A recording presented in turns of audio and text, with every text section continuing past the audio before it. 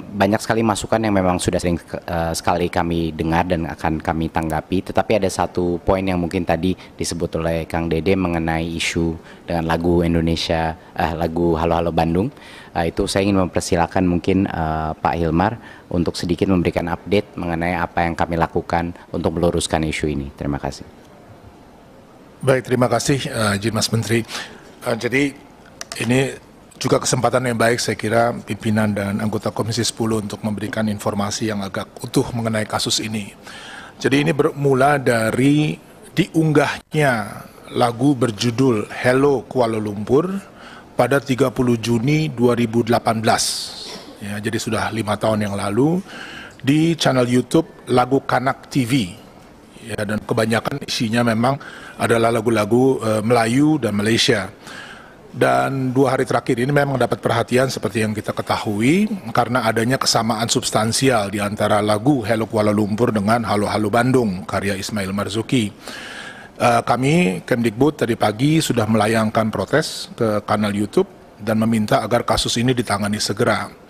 Jika secara substansial YouTube memang melihat ada kesamaan seperti yang tadi dimaksud, maka itu juga akan diturunkan. Ya, lagu itu.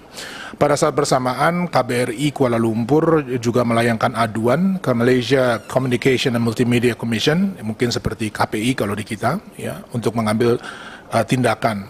Langkah hukum juga bisa ditempuh oleh pemegang hak cipta, dan dalam pangkalan data kekayaan intelektual pemegang hak cipta dari lagu Halo Halo Bandung ini adalah PT Harmoni Dwi Selaras Publishindo yang diakui oleh Kemkumham sebagai pemegang hak ciptanya pada tahun 2021.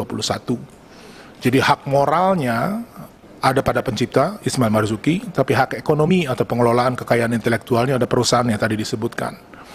Masa berlaku dari hak ciptanya juga menurut Undang-Undang nomor 28 tahun 2014 pasal 58 masih ada pada Ismail Marzuki karena berlaku selama 70 tahun. Jadi kalau dihitung Ismail Marzuki wafat pada 25 Mei 1958, maka pelindungan terhadap hak ciptanya ini berlaku sampai 1 Januari 2029.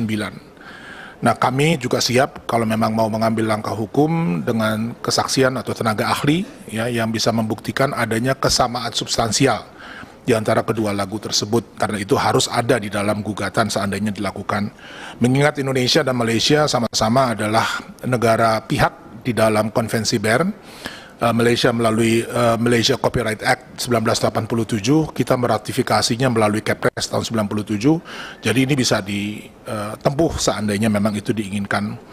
Terakhir, kita juga berterima kasih tentunya kepada laporan masyarakat, karena ini membantu sekali, karena praktis tidak mungkin kita memonitor YouTube yang memiliki 4,5 juta video baru setiap hari. Ya, jadi kami sangat berterima kasih pada masyarakat atas laporannya sehingga tindakan ini bisa diambil. Demikian Mas Menteri laporannya. Terima kasih Pak Hilmar. Demikian dari kami, Bu Pimpinan. Sekali lagi apresiasi sebesar-besarnya.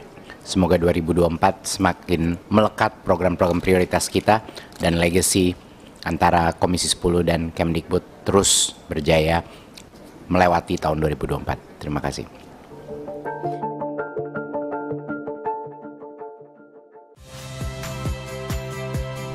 Saya Agin Fridianto. Saksikan terus program-program Kompas TV melalui siaran digital, pay TV, dan media streaming lainnya. Kompas TV, independen, terpercaya.